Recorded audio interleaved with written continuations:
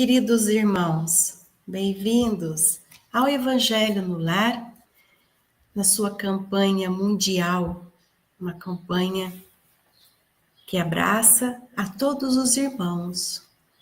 Neste momento, neste encontro que nós realizamos frequentemente, toda semana, sejam todos bem-vindos e hoje com o irmão Francisco Ferraz. É uma alegria, Francisco, tê-lo conosco para compartilhar suas experiências e reflexões do livro Testemunho pelo Cristo.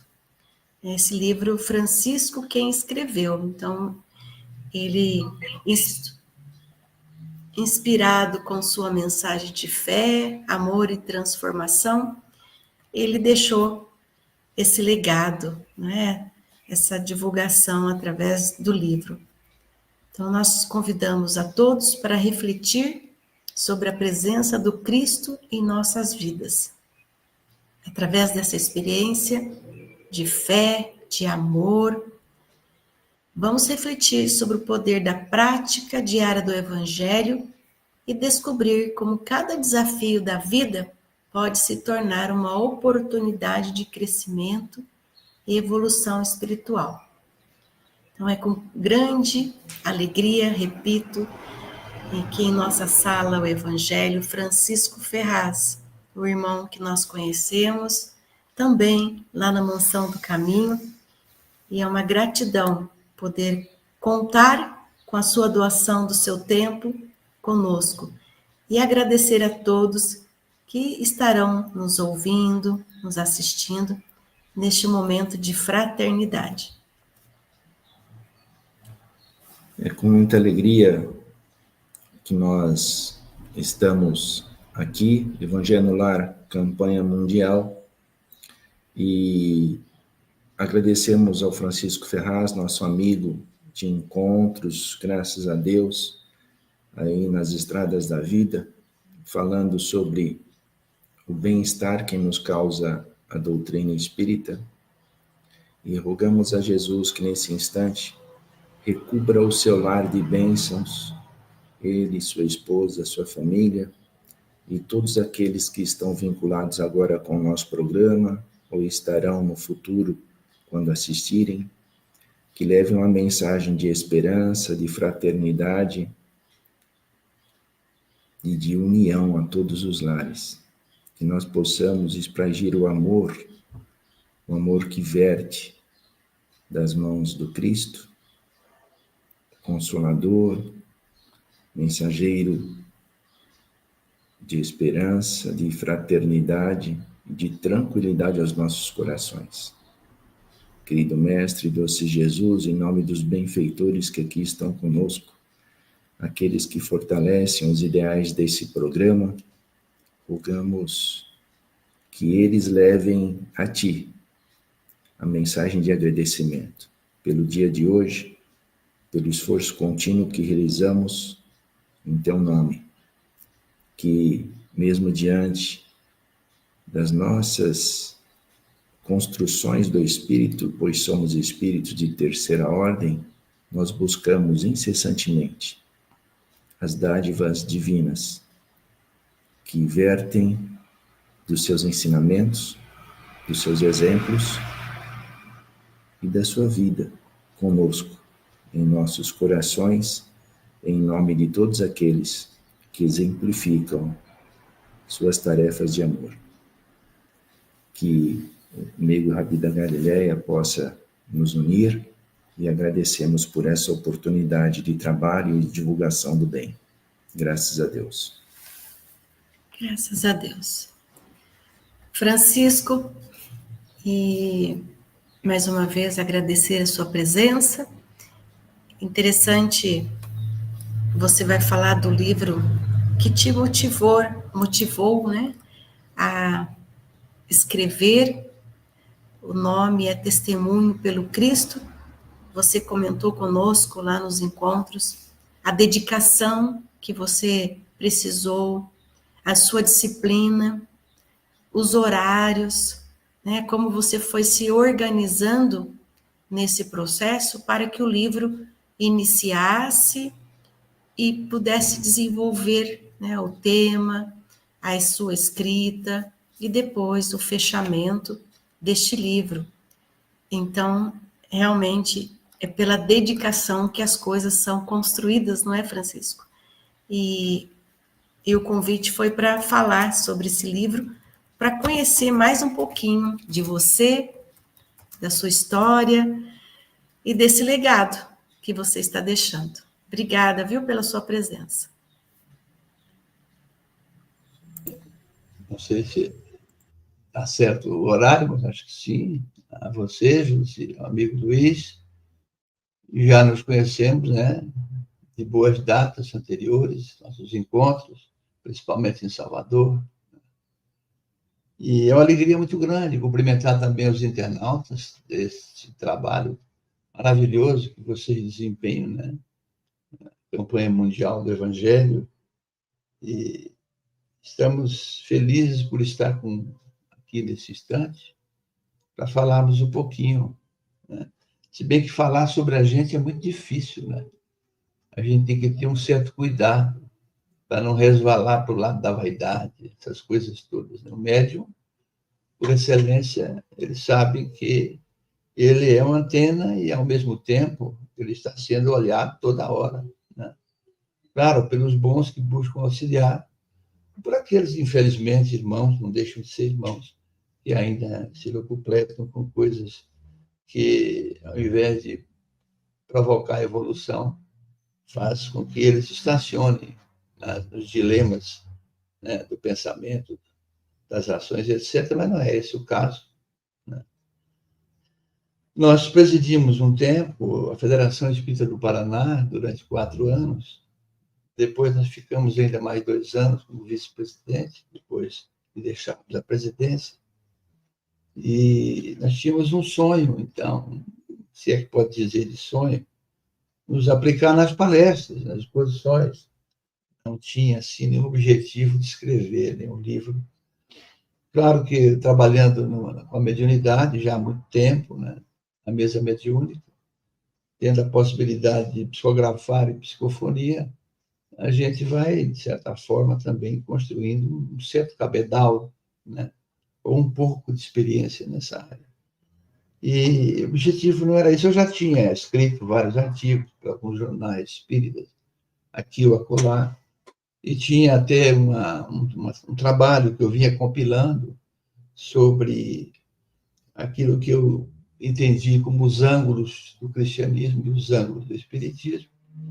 Eu entendia que havia uma conexão muito grande, até partindo propriamente da parábola do Consolador Prometido. E esse livro é um livro de pesquisas, né, que acabamos publicando depois do primeiro livro, de modo que, em termos de publicação, Testemunho pelo Cristo é o terceiro.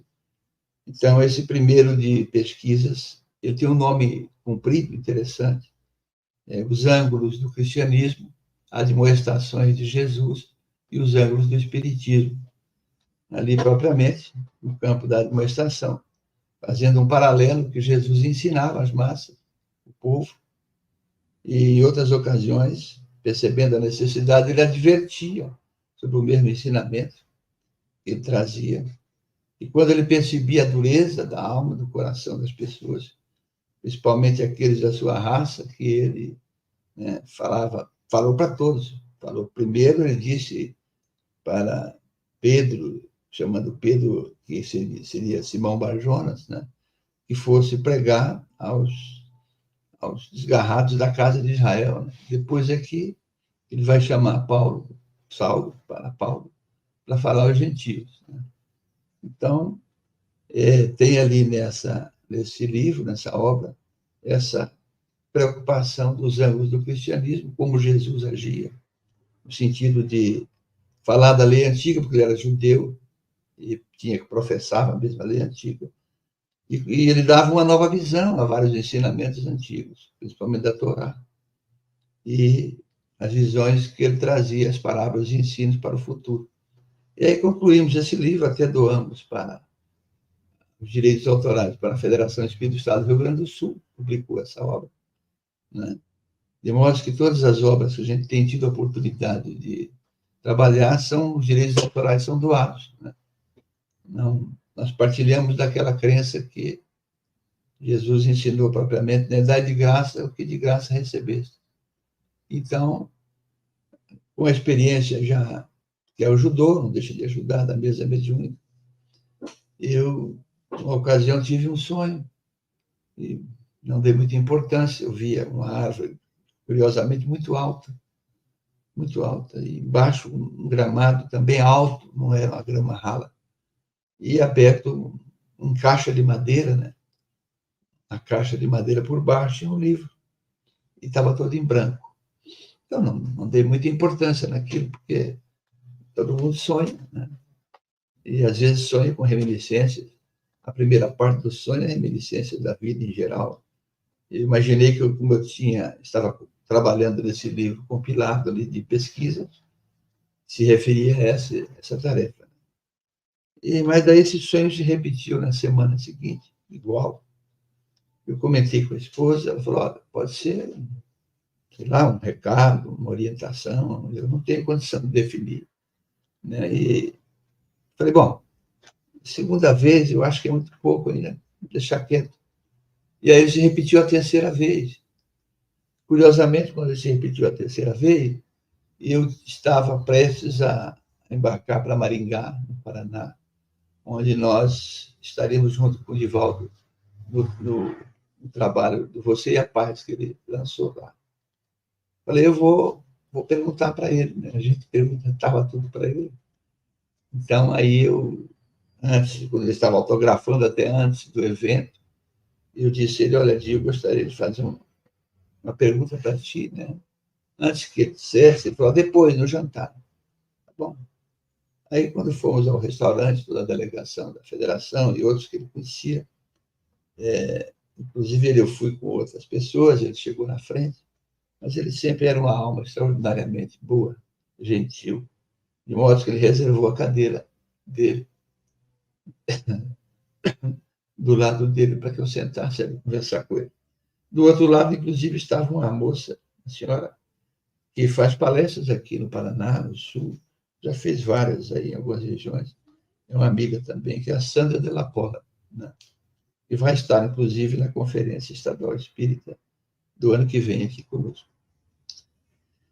E aí ele me disse qual era a pergunta. Eu falei, não é bem uma pergunta, né?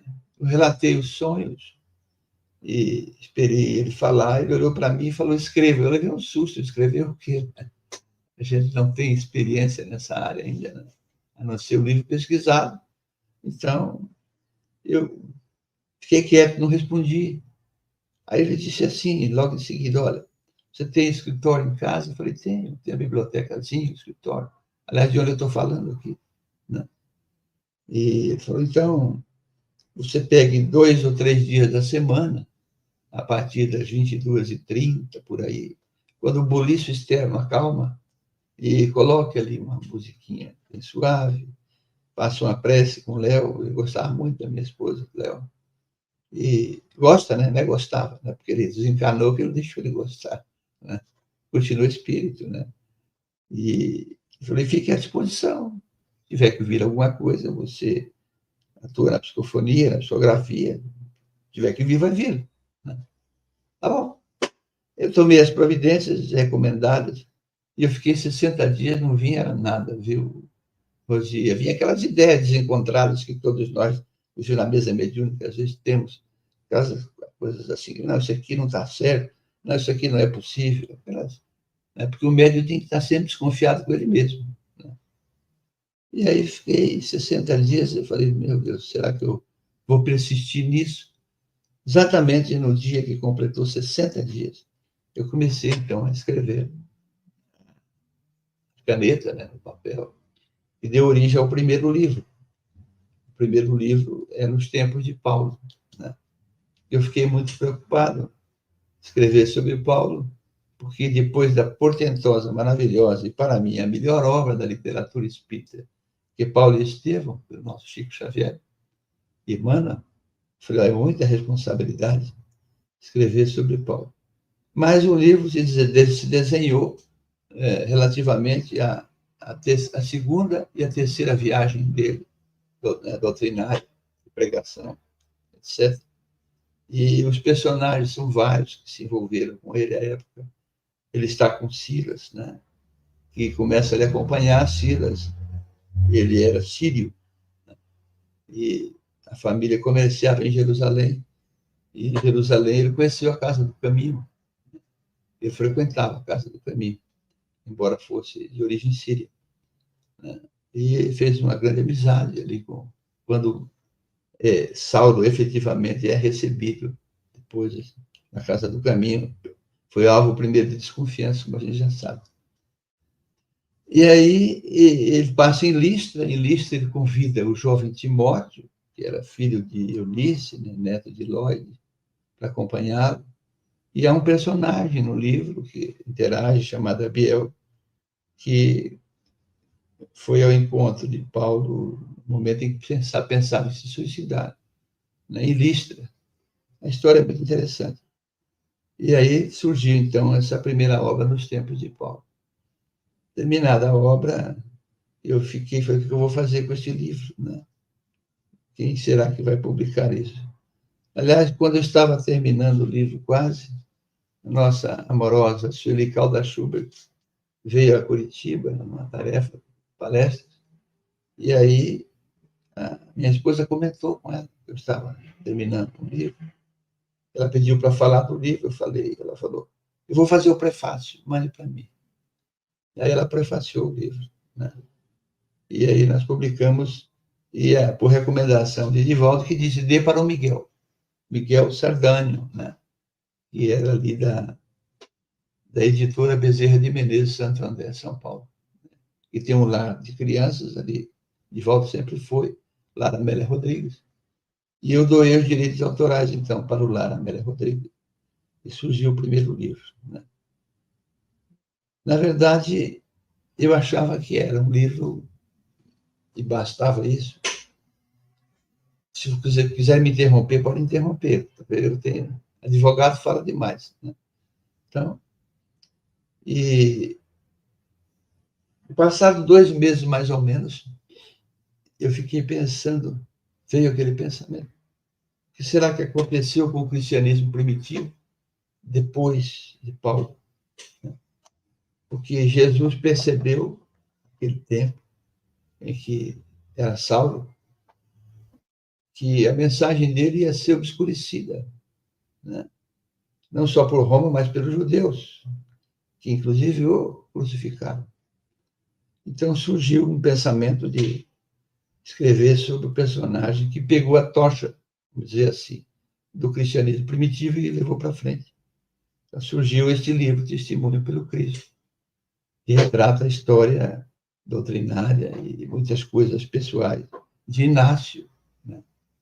Conhecido como Inácio de Antioquia, que é aquela criança que Jesus pega no colo na praia de Cafarnaum, ao fazer o ensinamento sobre a pureza da criança, para a gente conseguir o reino dos céus, etc. Então, a história se desenvolve em torno disso. Inácio, ele era com 4 anos em Cafarnaum, os pais tiveram, naquele tempo chamava-se de doença misteriosa, né?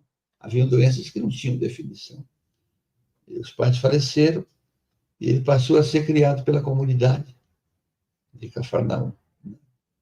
E a hora dormia na casa de um, na casa de outro, levava recados, pegava as coisas na venda, essas coisas todas. E Maria, mãe de Jesus, quis adotá-lo, né? Isso o livro vai retratar. E Jesus disse a ela que ainda não era o momento, ele estava ainda em vida física, né? Mas daí houve a crucificação de Jesus, etc. E ele passou, esse menino, a ser criado por um pescador chamado Shamir, e ensinou ele a tirar leite de cabra, que era o alimento mais comum, dormir na casa dele. E só que os pescadores iam ao mar, né? Lembremos de Pedro e André, que eram pescadores. E de vez em quando, demorava 2 dias ou 3 dias, ele ia lá, na praia, está no livro isso, esperar o seu, vamos dizer assim, aquele que estava lhe dando arrimo, né?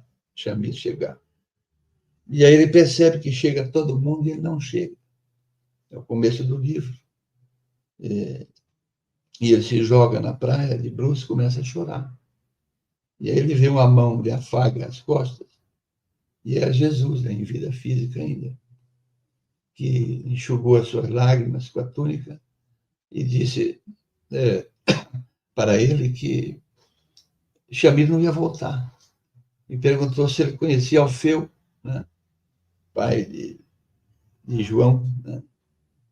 E ele disse que sim, que ele fosse para lá, que Alfeu ia dar guarida para ele, então ele vai para lá.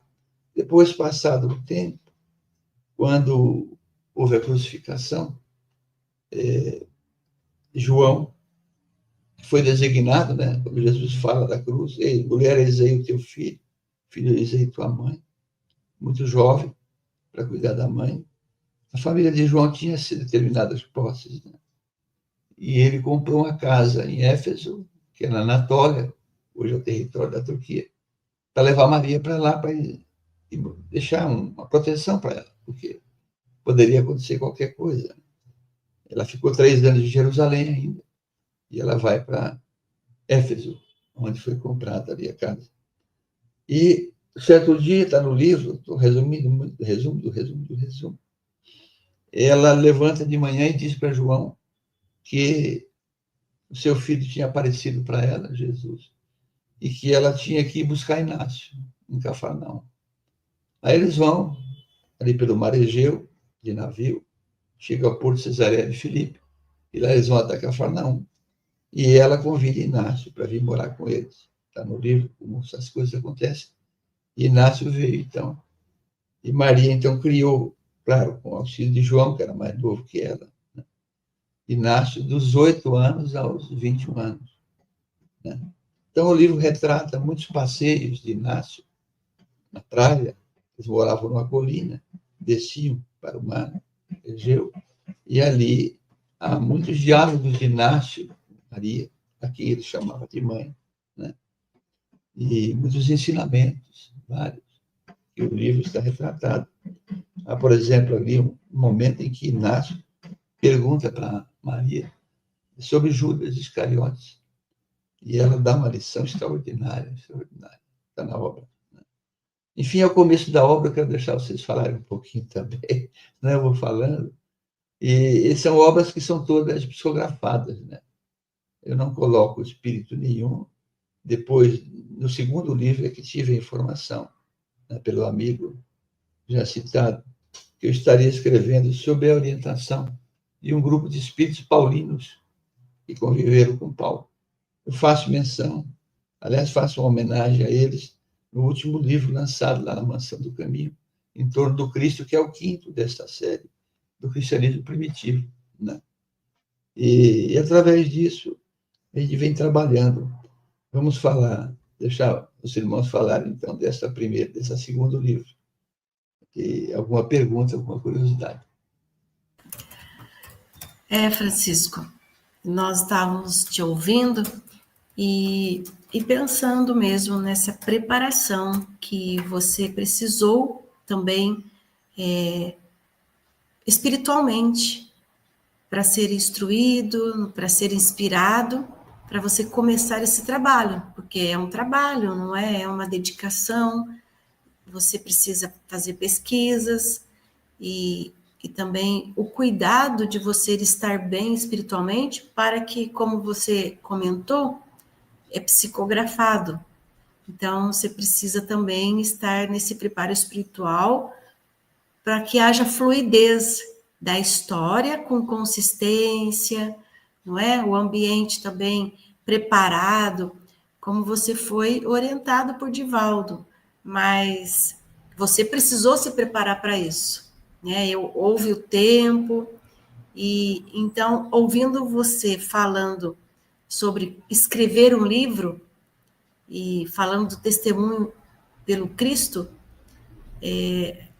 eu imaginei só nesse primeiro momento essa vontade também que te despertou, não é? Você sonhou, não deu muito, né, o valor no momento, mas conversando, você foi tendo outras intuições, foi formatando isso. Então, escrever um livro por esse caminho da psicografia é um convite a nós para nos prepararmos para um trabalho com seriedade, não é? Com dedicação, para contar uma história também. Se a gente falar de testemunhos pelo Cristo, né? Um dia eu já te perguntei sobre Timóteo, porque o grupo que eu frequentei na juventude, por curiosidade, eu também adoro. Hoje de manhã estava estudando com o pessoal do Japão, né? Que lá é noite para eles. Inclusive eu te mando os cumprimentos do Adalberto. Ele falou, manda o cumprimento do Adalberto de Curitiba, né? Que o Francisco é um querido nosso aí. E aí a gente fala de Timóteo, fala de outros irmãos que andavam com ele, né? Barnabé, João Marcos, Silas, né? Lucas, né? E aí Tito, Priscila, né? Aristarco. E aí a gente fala, todos esses irmãos são considerados paulinos porque estavam junto com Paulo. Tem algum que tem uma influência maior nesse companheirismo que você acha? Em todas essas obras, e sobre o cristianismo primitivo, são 5, nos tempos de Paulo, o primeiro livro, pela IBM, como eu disse, Santo André, o Testemunho pelo Cristo que estamos falando, e tem a prefácio do Haroldo Dutra Dias, também pela IBM, do Laulara Médio Rodrigues. Já tivemos Testemunhos pela Verdade, que foi publicado pela Federação Espírita do Rio Grande do Sul, a quem também doamos os direitos autorais. Depois vem Trajetórias para o Cristo, pela Mansão do Caminho, pela Leal, os direitos doados lá para a Mansão, e o último desta série, que é Em Torno do Cristo, né? Também lá pela Mansão do Caminho. E estamos finalizando mais um, que vem para a série. Curiosamente, o título me vem na mente sempre Nas Pegadas do Cristo. Então, em toda essa trajetória, eu posso dizer aos irmãos, às irmãs, aos que estão nos ouvindo, que eu, de fato, caminhei pelas estrelas, né? Porque vários personagens se desenharam nessas obras. Há muitas cenas em que eu estava dentro da cena, né? Não é nenhuma propaganda, né? Eu ouvia a conversa, ia anotando tudo, né? E se eu pudesse pintar, sou péssimo desenhista e pintor, eu pintaria, né, um quadro sobre Paulo, sobre Lucas, sobre Timóteo, Silas, todos eles, Inácio. Então, a fisionomia deles eu carrego ainda na minha mente, né?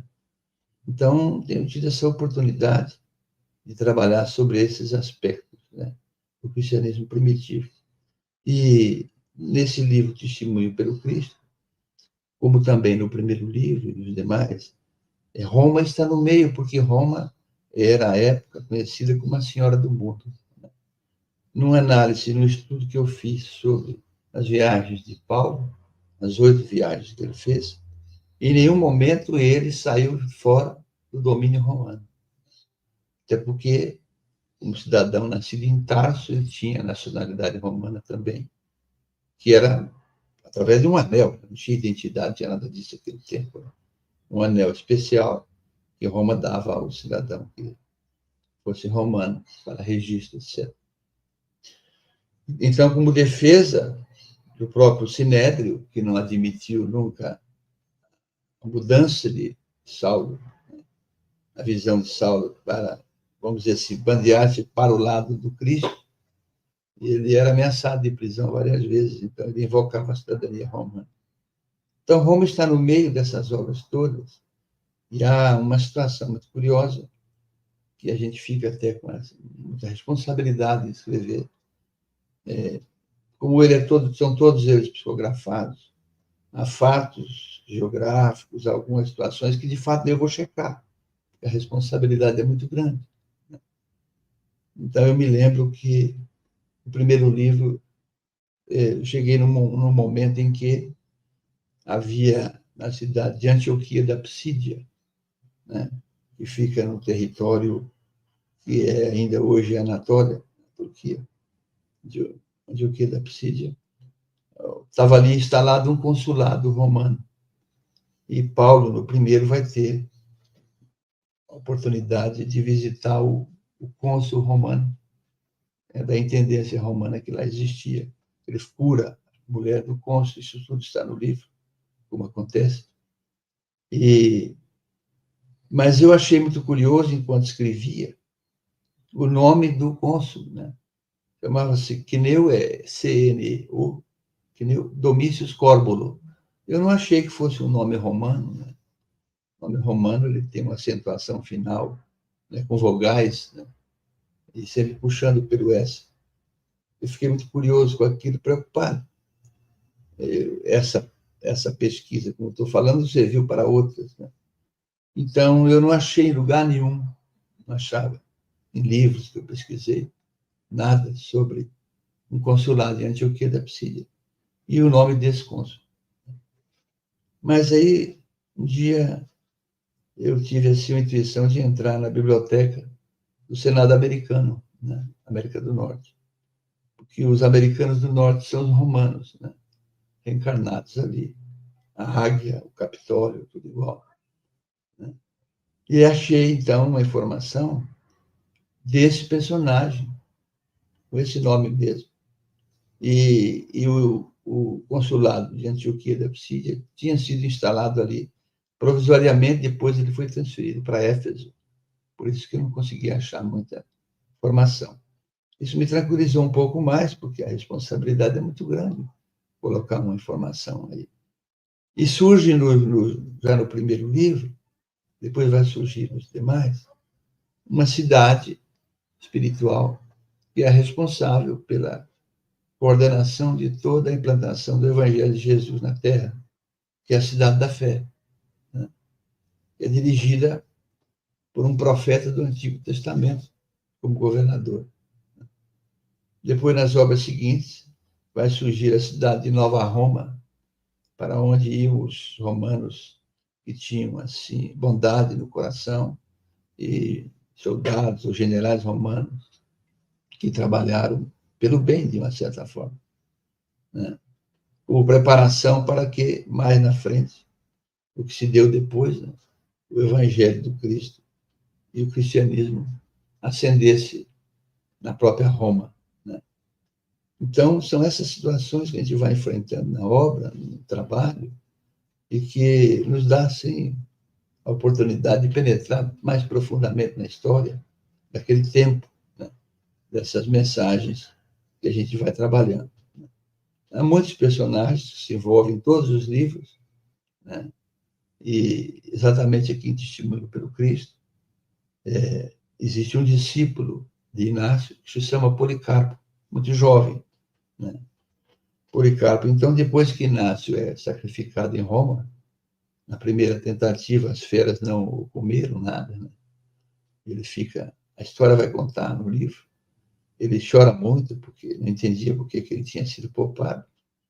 Ele passou a ser alvo de desconfiança da comunidade cristã da época, porque diziam que ele tinha abjurado Cristo, por isso tinha sido poupado. E ele volta, então, para Éfeso, para a casa de João, aos prantos, né?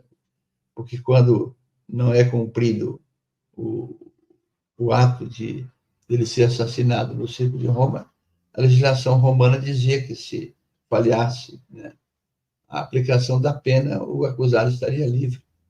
E ele ficou livre, saiu porta fora de Roma sem conhecer ninguém, no frio. Aí ele entra numa estalagem e a história vai por ali, né? Então, eu coloco um título assim, é romance doutrinário. Por que romance doutrinário? Porque tem várias vidas nos livros, várias situações, né? Situações que envolvem generais romanos, soldados de Roma, tudo isso, encontros que Inácio teve, principalmente com um centurião romano, que depois é promovido a general, que vai ajudá-lo mais tarde, né? Então, são situações assim que a gente vem trabalhando. a gente percebe que no convívio de Paulo, né, foi que tudo aconteceu. Algumas pessoas falam que o Paulo foi o grande apóstolo dos gentios e que tudo que nós temos hoje de estudo e de escrito se dá graças a Paulo, né? E até, se eu não me engano, no livro Paulo e Estevão, né, que Estevão fala que a mesma dedicação que ele tinha às leis mosaicas, ele teria para o Cristo quando encontrá-lo, e aí ele começa a jornada dele, depois de todos aqueles episódios do Paulo e Estevão, né? O apedrejamento de Estevão, depois os fatos com Abigail, e depois chega o Paulo nas suas viagens e na sua vida. E aí eu estava olhando, né? Quando você fala da medicina, você tem Lucas, né? Que o pessoal da medicina se baseia em Lucas, e Paulo fez toda a vida dele nesses 30 anos, né? Do ano 34 a 64, foi que ele saiu na peregrinação. E aí eu estava vendo o Lucas, né? Também tinha essa visão missionária e também foi um grande companheiro de Paulo, né? E aí tinha os talentos literários, né, de Paulo, de Lucas, aqui está colocando, né, das cartas, né, aos Colossenses, Timóteo. Então essas duas personagens me chamam bastante atenção, né, Timóteo e Lucas, né, porque se você Timóteo era um jovem, né, então quando encontrei o estudo, né, fui aí talvez esse nome bate forte em mim, né? E Lucas pela medicina, né? Por tudo que a gente tem. Por outro lado, você falando sobre eles e relatou sobre juventude, né? Jovens. Então, a determinação da época, não é? A dificuldade de mobilidade, os momentos também de rigidez política, né? Outro dia nós falamos sobre isso, as questões sociais, políticas da época, e eles persistiram e acreditaram no legado de Jesus, né? Para a sua continuidade, que a sua palavra iria continuar viva, que o seu exemplo continuaria vivo. Então, nós trazendo um pouco dessa conversa, desses personagens para os mundos atuais, Francisco, quanto que nós, então, quanto que essa juventude, essa geração pode tirar de exemplo, de motivação desses personagens, não é? Qual a mensagem que você coloca no seu livro e que você consegue sentir que é para o tempo atual? Qual a mensagem para os tempos atuais? Complementando o que a Josi disse, né, e a gente falando um pouquinho sobre outro apóstolo, né, que também tem uma função destacada, né, que é Barnabé, que é o construtor de pontes, né? E cada dia mais a gente diz na doutrina espírita que a gente precisa construir pontes, que o mundo está cheio de muros, né? Então, nos dias atuais, como que o jovem, aproveitando isso, essa mensagem da Josi, como que a gente pode utilizar isso no nosso dia a dia, essa mensagem de amor das pontes e dessa conversa. Dessas lideranças. Dessas lideranças, A priori, até me lembrando agora que o Luiz me perguntou qual personagem assim, de maior destaque em toda essa trajetória dessas obras. Sem dúvida que o personagem que se destaca em todas elas, estão em todas, é Estevão. Né? Estevão está em todos esses trabalhos que a gente tem feito, desde o primeiro até o quinto livro e o sexto, que já estamos terminando, sobre o cristianismo primitivo. Né? Mas, a propósito da juventude, né? A gente vai ver, por exemplo, pelo primeiro livro, que quando Paulo ainda é salvo, né? Ele vai mudar a partir da segunda viagem. Né? Na primeira viagem que ele faz, com Barnabé, falado por Luiz.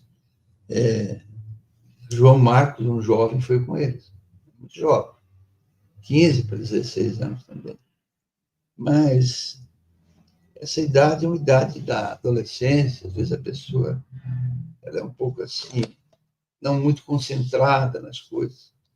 E a gente vai ver, por exemplo, lá em Paulo e Estevão, que houve uma certa altercação, nada grave, entre Saulo e Barnabé. E Saulo recomendou, então, que João Marcos voltasse, né? Voltasse para Jerusalém. Mas veja, a questão do exemplo, né? A questão do exemplo fala alto. Porque, embora João Marcos tenha voltado para Jerusalém, o trecho em que ele caminhou e andou ali com esses dois personagens serviu muito para ele, porque ele não abandonou a tarefa, né? Ele continua frequentando a casa do caminho. E exatamente em 64 depois de Cristo, ele vai lançar o Evangelho segundo Marcos. É esse personagem, é esse jovem, é João Marcos. Então, a importância da juventude e é o encontro do conhecimento que edifica. Né? Inácio e Timóteo, Paulo, quando está para desencarnar, escreve a epístola a Timóteo, a primeira, por exemplo. Na primeira, ele dá duas recomendações: que ele cuidasse da igreja de Éfeso, ficou cuidando lá, e que combatesse as doutrinas estranhas, que naquele tempo já buscavam se imiscuir na mensagem cristã primitiva. Né? Então, foi esse personagem maravilhoso, Timóteo. E Lucas, que Paulo havia conhecido em Jerusalém, exatamente no primeiro livro que nós escrevemos, no momento em que Paulo, Silas e Timóteo, já tinha convidado Timóteo, estão em Troade, chega em Troade, na comunidade cristã de Troade, e lá ele reencontra Lucas. E ele convida Lucas para ir aqui para a justiça, para a ida para o continente europeu, né? Porque ali na Anatólia, na Turquia, existe o Estreito de Bósforo, né? Principalmente ali em Istambul. É um estreito onde você, caminhando nele, se você olha para a direita, você vê todo o continente asiático, toda essa parte. Se você vira as costas, você vê o continente europeu. É o ponto de ligação. Então, ali eles vão para a Macedônia primeiro. E Lucas acompanha Paulo. Lucas é um personagem não só como médico, mas extraordinário na história do cristianismo. Porque em 68 ele lança em Éfeso o Evangelho segundo Lucas. É o evangelho mais belo, né? Mais bonito, do ponto de vista literário, é o Evangelho de Lucas. Até pela erudição que ele tinha, os outros tinham uma certa dificuldade naquela reencarnação, né? De cultura, ele tinha erudição, era médico, tinha conhecimentos do ponto de vista cultural, além dos outros. Então, é o evangelho mais bonito. Depois ele escreve também Atos dos Apóstolos, né? Eu fico assim, é muito desconhecido da comunidade, inclusive espírita. Nós devíamos preencher um pouco mais esse conhecimento e buscar a fonte do Atos dos Apóstolos, que é maravilhoso. Então, esses personagens todos, Luiz e Josi, eles davam exemplo, né, para a própria juventude. E a juventude citada nesse. Tem mais um outro, que é muito jovem, e que Paulo pede que fique cuidando da igreja de Creta, a ilha, que é Tito. Paulo gostava muito de Tito, também na faixa de 16 anos. Então, eles, convivendo com esses personagens, aprendendo com eles ficaram apaixonados pelo Cristo. Né? E é isso que a gente tem, às vezes, que fazer, né? Buscar os ensinamentos, a fonte, e verificar que Jesus não é aquele crucificado que a gente acreditava por aí. Né? Jesus está atuante, vivo, é o governador planetário, está ao nosso alcance pela mente. Né? Não significa que ele está à disposição da gente, mas está ao nosso alcance. Então, a gente deve, eu acho que no movimento espírita, principalmente para o jovem, né? Orientar nesse sentido do pioneirismo desses jovens, né? Para que eles sejam pegos como exemplo de vida, de responsabilidade. Né? Então, nós temos essa tarefa. Então, bem lembrado pelo Luiz essa parte. Né? Mas aí, quando nós concluímos o livro Testemunho pelo Cristo, a ideia nos perseguiu E depois, o que acontece? Justamente vem Testemunhos pela Verdade, que é a história de Policarpo, né, que é o São Policarpo da Igreja Católica, que era discípulo de Inácio, e que vai fazer um trabalho extraordinário, né, de agregação da mensagem do Cristo. Eu não chamo de igrejas no livro, para não misturar as coisas. Eu chamo de núcleos cristãos. Então, ele faz um trabalho maravilhoso. Também escreve cartas, Inácio escreve as cartas para vários núcleos cristãos, quase a modo de Paulo, né? Mas de orientação também. Então, tem as cartas de Inácio. E Inácio tinha um discípulo também chamado Irineu Nicolas, que é mais conhecido como Irineu de Lyon. Esse é o personagem que vai pegar o achote do cristianismo primitivo e vai levar para frente, né? Agora já no continente onde a gente conhece como sendo a França hoje, né? Em Lugdunum, Lyon, famosa, em que Allan Kardec então teria nascido, Lugdunum. E surge o livro Trajetórias para o Cristo. Toda a trajetória de Inácio, as cartas de Inácio também tem, de orientação. Os personagens se envolveram. Depois me veio a ideia para escrever, continuando escrevendo. Surgirá, então, Em Torno do Cristo, que tive a alegria e a honra de Divaldo lançar em maio de 2024. Acho que vocês estavam lá, talvez, em Salvador, lá no Centro Espírita Redenção. E que retrata a história de personagens que pegaram a shot do cristianismo e levaram para frente, que é, principalmente, do ponto de vista da cultura da época. Ele era conhecido como se fosse um literato, né? Em Torno do Cristo, que ele é da cidade de Cartago, Tertuliano de Cartago, né? E escreveu muitas obras em defesa do cristianismo primitivo. Então, a história começa com ele e com Clemente de Alexandria, que estão nesse livro Em Torno do Cristo. E agora nós estamos escrevendo essa obra que estamos terminando. Aparecem os personagens ali.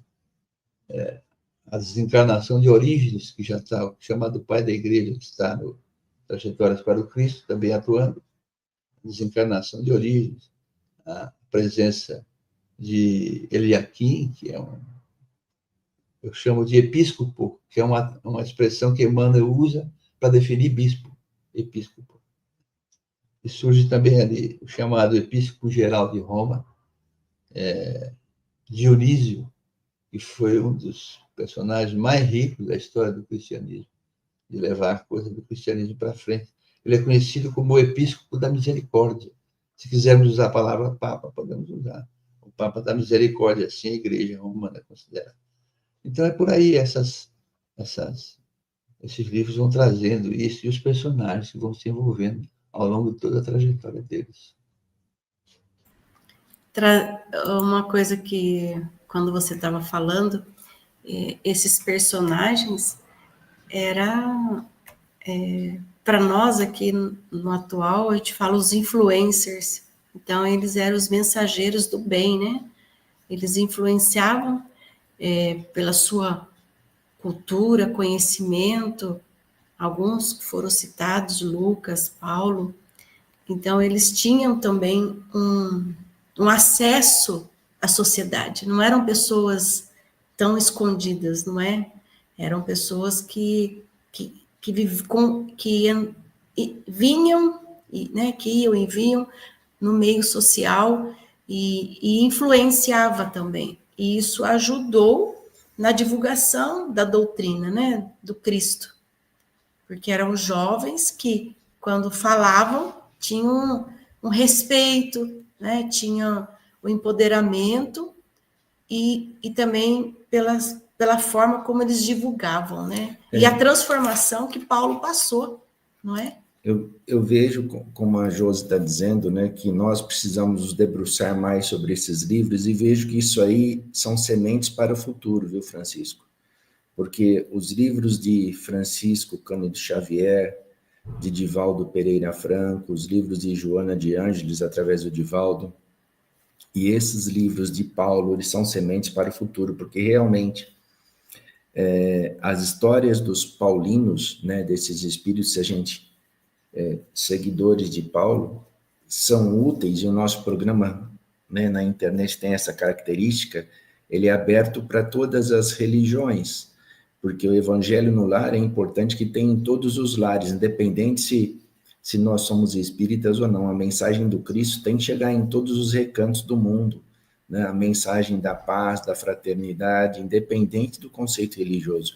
E a mensagem de Paulo era de união, de paz e principalmente de amor. Aí você clica lá sobre o Evangelho de Lucas, aparece, por exemplo, você vai na internet, aparece os maiores seguidores de Paulo, que foi o maior apóstolo de todos os tempos, e aí eles falam exatamente isso que a gente acabou de falar, né? Fala de João, Estevão, o primeiro mártir, Barnabé e Tiago, né? Além de falar de Lucas. Então, vejamos que todos nós precisamos ter um contexto e estudar sobre essas origens, né? Então, essas aí são origens que, na verdade, têm que ficar marcadas para nós. Hoje, no encontro, eu falei com eles, a gente está falando de um livro do Chico Xavier, de 1947, que ele escrevia na máquina de datilografia, que muitas vezes molhava as folhinhas, e aí ele tinha que datilografar tudo de novo, enquanto ainda era funcionário da fazenda e escola. Então, a gente está falando sobre isso. E a gente está falando de personagens lá do ano, né, 37 em diante, mais de 2050 anos, que eles andavam a pé, não tinham ar-condicionado, não tinham veículo, né? Então, o cristianismo primitivo nos traz informações para a gente comparar com a vida que nós vivemos hoje, né, Josi? E que histórias nós vamos levar para frente, porque, olha só, Francisco, minha cabeça fez umas reflexões, trazer a história e das dificuldades que eles tiveram da época, e nós, com tanto acesso, não é? Com tanta abertura, o quanto que nós precisamos desenvolver a nossa espiritualidade para que a gente possa dar continuidade às histórias, fazendo o que você está fazendo. Porque você escreveu, foi lá atrás, trazendo a história. Agora, ter acesso a contemporaneidade, não é? A história depois disso, o que acontece, o que isso reflete na nossa vida, qual o objetivo, o que isso vem trazer para a nossa evolução. Então, se todos os jovens, né? Vamos falar que a gente está falando de jovens, se os jovens se prepararem nesse conceito, nesse âmbito do humano, o espiritual, também há a possibilidade de desenvolver e trazer essas histórias. Jesus no mundo atual, Jesus com você, Jesus trabalhando na vida das pessoas, e não colocando Jesus na cruz, né, e afastando de nós, por causa de sofrimento, de dores, que foi um processo... E construir pontes, né, com o Barnabé, né? Unir as pessoas, não afastar. Exato. Precisamos fortalecer mesmo essa divulgação nesse sentido, né? Francisco, nós vamos partindo para os momentos finais. Você quer comentar mais alguma coisa para dar um encerramento da sua conversa? Depois a gente volta, faz a nossa prece. Tá bom? Eu só vou, então, aqui brevemente. Primeiro, os direitos autorais são todos doados, até para ajudar as instituições, né? Esses livros podem ser encontrados pela Amazon, todos eles. Se a pessoa, às vezes, não tem muita condição, quer comprar um usado, pode ser no estante virtual, na internet. Pode conseguir, né? Mas eu, então, só um trechinho aqui, quando Inácio está, de fato, na última vez em que ele vai a Roma, ele é assassinado no circo de Roma. Desta vez, a segunda vez. Então, eu vou ler um trechinho aqui e passo a palavra para você, sobre como mais ou menos o livro se desenrola, todo ele, mais ou menos assim. Ali, agora, na arena do suplício, Inácio de tudo lembrava. Depois, sua mente, como flecha ligeira e certeira, voou na direção de Éfeso. Viu-se em pé no penhasco da colina do Roxinol e ouviu novamente aquela outra voz inesquecível, carregada de ternura indizível, a da mãe amada. Inácio, Inácio, meu filho querido, amigo da minha alma, já é momento de vires para casa. A noite chega. Um silêncio de morte se fez no anfiteatro. Inácio retornou da ausência e olhou para a frente. As feras avançavam na sua direção, ensandecidas pela fome. Então viu com os olhos da vigília sua mãe espiritual, a doce e meiga Maria de Nazaré, se aproximar, com um maravilhoso sorriso diáfano e encantador, estender-lhe as mãos na sua direção. A multidão começou a exultar em gritos antecipados de prazer ante o espetáculo sangrento que se avizinhava. Cristãos incógnitos e pagãos esperavam por um milagre que salvasse Inácio. Mergulhada nas doces lembranças de Maria, viu também se aproximar o pai adotivo, João, e sorrindo lhe disse: querido filho e amigo Inácio, vim buscar-te na companhia de nossa mãe Maria. Vencestes a desconfiança dos homens, vencestes o mundo e edificastes tua vida a Yeshua, por amor e sacrifício. Alegramo-nos por estares retornando à casa de Yahvé. Então, um trecho finalzinho em que ele está para ser crucificado na arena, comido, aliás, pelas feras. Está na parte final do livro. Ok? Obrigada, é lindo Chico. isso, e quem já viu os livros do Francisco Ferraz, né, são livros que são romances, então tem muito conteúdo, e a gente tem que valorizar a história, principalmente esse trecho, que são os seguidores de Paulo, e principalmente Inácio, aí, que foi criado por Maria de Nazaré, né, e tinha também como cuidador, né, João, que também Maria viveu algum tempo com João como seu filho, por isso que ele se refere falando, né, a nossa mãe, falando de Maria, porque quando Jesus estava próximo ao desencarno, né, ele se referiu a João: mãe, segue aí seu filho, filho, segue aí sua mãe.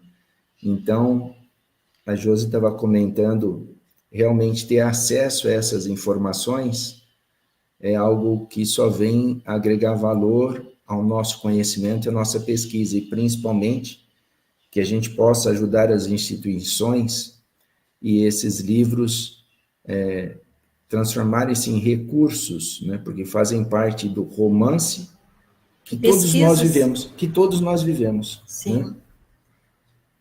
Francisco, agradecer por você ter trazido essa mensagem, e que é um chamado para a ação, não é? Que na época desafiou os cristãos a viver os ensinamentos de Cristo. E por causa dessas lutas, dessas determinações, crenças, fé, é que pôde nos ajudar, não é?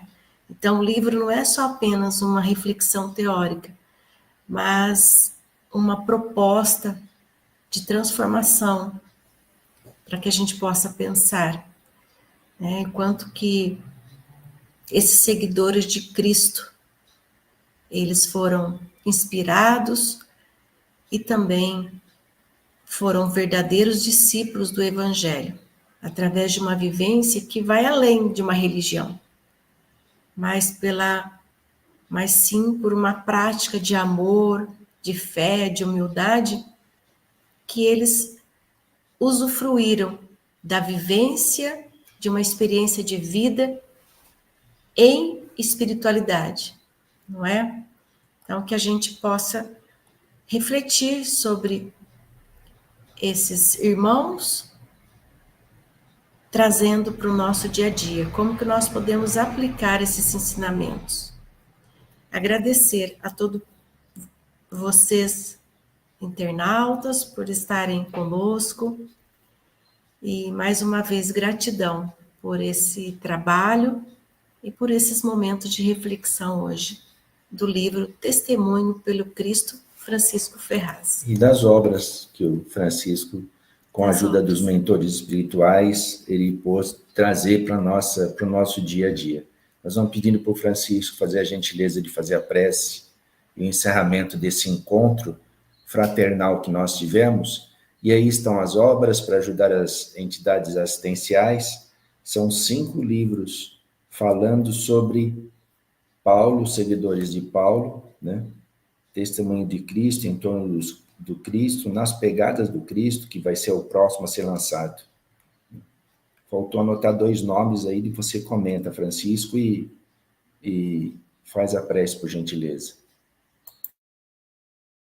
Então, agradecendo o convite dos irmãos, agradecendo os irmãos internautas, elevemos o nosso pensamento a Deus, nosso Pai, Criador, o Mestre Jesus de Nazaré, nosso modelo e guia, agradecendo a dádiva da vida, da existência, agradecendo por todos os benefícios visíveis e invisíveis que todos nós colhemos no dia a dia, porque Jesus nos ama e o Pai nos ama em caráter de totalidade. As dificuldades que aparecem na nossa existência são, de fato, pontos em que nós devemos guardar a nossa fé e enfrentar, para que nós consigamos divisar no horizonte das nossas vidas dias melhores, dias felizes, ao lado daqueles que nos amam em caráter de totalidade. Deus e Jesus nos abençoe a todos nós. Que assim seja.